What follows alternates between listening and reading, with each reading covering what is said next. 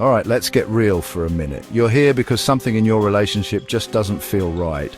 Or maybe you're wondering if what you've got is the real deal. We're going to talk about relationships today. Not the fairy tale, happily ever after nonsense you see in the movies, but the real, down in the trenches, day-to-day reality of being with another human being. We're going to peel back the layers and look at the good, the bad, and the downright ugly, because let's face it, ignoring problems doesn't make them go away. It just lets them fester and grow until your whole life is a mess. I see it every single day. People come to me drowning in confusion, hurt, and betrayal. They're stuck in patterns they can't break, with partners who are causing them nothing but pain. They ignore the signs, the little whispers in the back of their mind telling them something is fundamentally broken. They make excuses, they rationalize bad behavior, and they hope that one day, magically, everything will be okay. Well, I'm here to tell you, hope is not a strategy. You have to be an active participant in your own life. And that starts with opening your eyes and seeing things for what they are, not what you wish they were. So today, we're going to put these relationships under a microscope. We're going to talk about the warning signs that scream, "Get out now," and the positive indicators that say, "Hey, you might have something good here." We're going to dissect the messy situations, the third parties, the secrets, the lies, and the legal tangles that can turn your life upside down.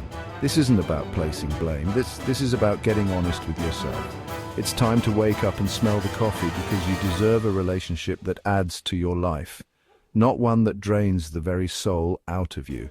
Let's get to it. Let's talk about red flags. These aren't just little annoyances, folks. These are big, waving crimson banners telling you there's danger ahead. We're talking about controlling behavior.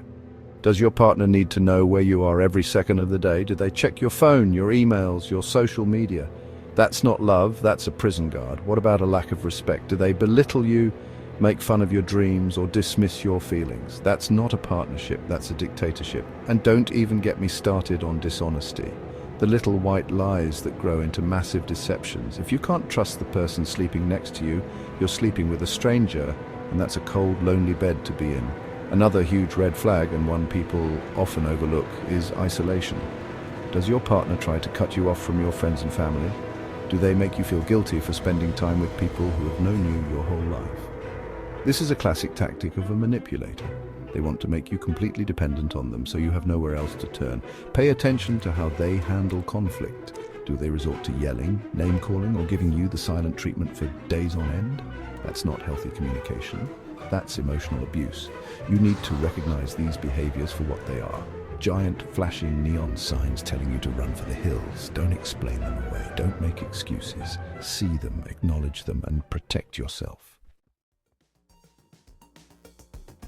Now, it's not all doom and gloom. There are good people out there, and healthy relationships do exist. So what do those look like? We call these green flags. The biggest one, mutual respect. This is the bedrock of any solid partnership. They listen to your opinion even when they disagree. They celebrate your successes as if they were their own. They value you as an individual with your own thoughts, goals, and passions. They don't try to change you. They love you for who you are right now, flaws and all. That is a powerful, powerful thing. You feel safe with them, not just physically, but emotionally. You can be your most vulnerable, authentic self without fear of judgment or ridicule. Another green flag is open and honest communication. You can talk about anything, the good, the bad, the uncomfortable. When you have a disagreement, you work through it as a team. It's not you versus them, it's both of you versus the problem. They fight fair. There's no name-calling, no hitting below the belt. They support your growth. They want you to be the best version of yourself, and they'll stand right beside you, cheering you on as you pursue your dreams. When you're with someone who shows you these things consistently, you've found something worth holding on to. It's a partnership that nurtures you, empowers you, and makes your world bigger, not smaller. That's the goal, people. That's what you should be looking for. This is a messy one. Your ex, the person you once shared a life with, is now married to someone else. The third party who may have been involved in your breakup is now their spouse. This creates a tangled web of emotions that's hard to navigate. You're dealing with the original heartbreak, plus the added sting of seeing them build a life with someone else. It can feel like a public declaration that you weren't enough, that this new person succeeded where you failed. That's a heavy burden to carry, and it's a lie you might be telling yourself. Their new marriage is about them, their choices and their issues. It's not a reflection of your worth. You have to be brutally honest with yourself here. Are you holding on to anger and resentment? Are you watching their life from the sidelines, comparing your progress to theirs? That's a recipe for misery. You are allowing them to live rent-free in your head long after they've moved on. And if there are children involved, it gets even more complicated. You have to co-parent, which means interacting with your ex and their new spouse. This requires setting firm, clear boundaries. The focus has to be on the well-being of the children, not on relitigating the past. It's about being civil, respectful, and businesslike. Your personal feelings have to take a back seat. It's difficult, but it's the only way to find peace and move forward with your own life. Let's be very clear about something. A third party doesn't just magically appear and break up a happy, healthy relationship. They are a symptom of a pre-existing condition. They are the opportunity that presents itself when there are already cracks in the foundation of your partnership. If your relationship was solid, secure, and fulfilling, an outsider wouldn't stand a chance. So when a third party enters the picture, it's because a door was left open. Maybe it was a lack of communication, emotional distance, unresolved conflicts, or a partner who was simply not committed to the relationship in the first place. The third party is the wrecking ball, but the building was already unstable. The impact is devastating. It shatters trust, which is the glue that holds a relationship together.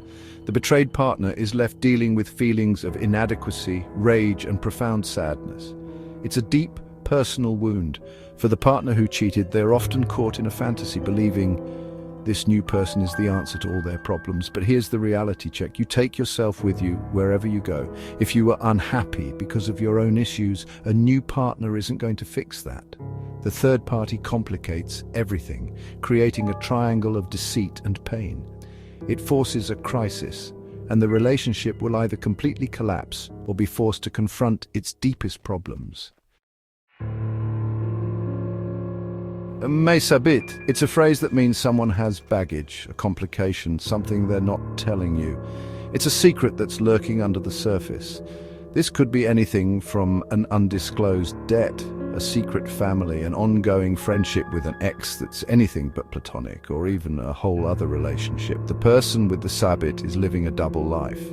They are presenting you with a carefully edited version of themselves, and it's all a lie. They're actively deceiving you. And that's a conscious choice. They are robbing you of your right to make an informed decision about who you invest your time, your emotions, and your life with. Living with this kind of secret is a ticking time bomb. The person hiding it is under constant stress, always looking over their shoulder, trying to keep their stories straight. It's an exhausting way to live. For the person being deceived, there's often a gut feeling that something is off. You might notice inconsistencies in their stories, unexplained absences, or a general evasiveness when you ask certain questions. You start to doubt yourself, thinking you're being paranoid or crazy. They might even gaslight you, telling you it's all in your head, but you need to trust that instinct. Your intuition is your internal alarm system, and when it's going off, you need to pay attention. A relationship built on a foundation of secrets is not a real relationship. It's a house of cards waiting for a gust of wind. Being the third wheel is a uniquely uncomfortable position. You're hanging out with a couple and you are acutely aware that you are the one. You're the extra person, the add-on. Sometimes it's fine, a casual hangout where everyone gets along, but other times it can be incredibly isolating. You're a spectator to their inside jokes, their casual touches, their shared glances. You're on the outside looking in on their little world of two. It can make you feel lonely even when you're surrounded by people. You might start to feel like a burden, like you're intruding on their private time, even if they're the ones who invited you. There's a dynamic here you need to be aware of. Are you constantly the third wheel to the same couple? You need to ask yourself why. Is it because you're avoiding finding your own partnership? Are you using their relationship as a substitute for your own? Or are they using you? Sometimes a couple might use a third wheel as a buffer, a way to avoid being alone with each other because there are problems they don't want to face. You become a convenient distraction. It's important to have your own life, your own friends, and your own identity outside of being an accessory to someone else's relationship. It's great to have friends who are a couple, but your social life shouldn't revolve entirely around being their plus one. Bestow. It means you've been caught. The secret is out in the open. This is the moment of reckoning. The lies, the deception, the double life, it all comes crashing down. This can happen in so many ways. Maybe the betrayed partner finds a suspicious text message, a receipt for a hotel room, or gets a phone call from a friend who just can't live with the secret anymore. Or maybe the person who was cheating confesses, finally buckling under the weight of the guilt and the stress of maintaining the lie. However it happens, this moment is a detonation. It's the explosion that shatters the illusion and exposes the raw, ugly truth. Once the secret is revealed, you can't put the genie back in the bottle. The relationship is, well, irrevocably changed. The initial reaction is usually a storm of emotions: shock, disbelief, white-hot anger, and a pain so deep it actually feels physical. The person who was betrayed has their entire reality turned upside down. Every memory, every I love you, every shared moment is now tainted and called into question. Was any of it real? This is the point of no return. The relationship will either end immediately, or it will enter a long, painful and uncertain process of trying to see if the damage can be repaired. But one thing is for sure, the relationship you had before the bestow moment is gone forever. Let's talk about the rebound relationship. You've just gotten out of a serious partnership, you're hurting, you're lonely, and suddenly someone new comes along. It feels good to be wanted again, to have someone to text, to go out with. It's a distraction from the pain of the breakup. But here's the cold, hard truth. A rebound relationship is usually not about the new person at all. It's about you. It's about you trying to fill the void left by your ex. It's about proving to yourself, and maybe to your ex, that you're still desirable. You're using this new person like a painkiller to numb the heartache of the previous relationship. This is a dangerous game to play for both people involved. If you're the one on the rebound, you're not giving yourself the time you need to heal, to process the breakup, and to learn from what went wrong. You're just slapping a band-aid on a bullet wound. You're carrying all your unresolved baggage from your last relationship straight into a new one, which is a recipe for disaster. And if you're the person with someone on the rebound, you're in a precarious position. You're likely just a temporary placeholder. You're the transitional person, the bridge between their last relationship and their next real one. You deserve more than to be someone's emotional crutch. A real relationship needs a foundation built by two whole, healed individuals, not one and a half. This is a special kind of hell.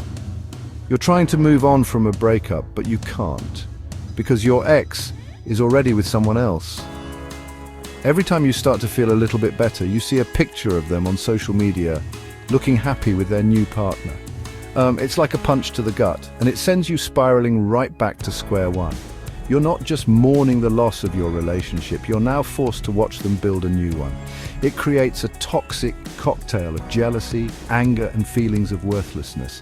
You start comparing yourself to the new person, wondering what they have that you don't. This situation keeps you chained to the past. You're so focused on their new life that you're not building your own. You're putting your own healing on hold to be an obsessive spectator of their happiness. You have to make a conscious decision to stop. That means unfollowing them on social media. It means blocking their number. It means telling your mutual friends that you don't want updates on their life. This isn't about being petty, it's about self-preservation. You need to create a clean break so you have the space to heal. You cannot move forward if you're constantly looking in the rearview mirror. Their new relationship is their story. It's time for you to start writing your own next chapter. Now we're getting into the legal weeds, and you better pay attention. We're talking about concubinage. This isn't just a moral issue, it's a legal one. In some places, this has very specific definitions and serious consequences. Generally, we're talking about a situation where a married man is cohabiting with a woman who is not his wife, or is behaving in a scandalous way with her. This is not just cheating, this is a criminal offense in some jurisdictions. It's a choice that can lead to fines and in some cases even imprisonment for both the married man and the other woman. People think it's just a messy love affair, but they fail to realize they could be breaking the law. The emotional fallout is catastrophic, but the legal implications add a whole other layer of disaster. The legitimate spouse has legal recourse. They can file a case that will have long-lasting consequences for everyone involved. It can affect finances, reputations, and personal freedom. For the other woman, it's a precarious and dangerous position. You have very few, if any, legal rights in that relationship. And you are exposing yourself to potential criminal charges. You are investing in a man who is legally bound to someone else. You are building a life on a foundation that is not only morally bankrupt, but also legally fraudulent. Before you get involved in a situation like this, you need to wake up and understand you're not just risking a broken heart. You could be risking your entire future. All right. We've laid it all out on the table. We've talked about the red flags you've been ignoring, the green flags you should be looking for, and the whole messy world of third parties, secrets, and rebounds. Now, the ball is in your court. You can sit there and keep making excuses for why you're in a dysfunctional, dead-end relationship, or you can get real with yourself. Are you being treated with the love, dignity, and respect you deserve? If the answer is no, then what in the world are you still doing there? The definition of insanity is doing the same thing over and over and expecting a different result. Look, you can't change other people. You can't make someone love you. You can't make them respect you, and you certainly can't make them be faithful. The only person you have any real control over is you. You control who you give your time to. You control what behaviors you are willing to accept. You are the star of your own life. So why are you giving some bit player a leading role? You have to decide that you are more important than the drama. You have to decide that your peace of mind is more valuable than the pain they are causing you. So here's your homework. I want you to take a long, hard, honest look in the mirror and ask yourself, is this the life I want? Is this the love I deserve? If it's not, then it's time to make a change. It won't be easy. It's going to hurt. But I promise you, the pain of leaving and healing is a fraction of the pain of staying and slowly dying inside. You've got one life to live. Don't you think it's about time you started living it for you? That's all the time we have for today. Get real with yourself.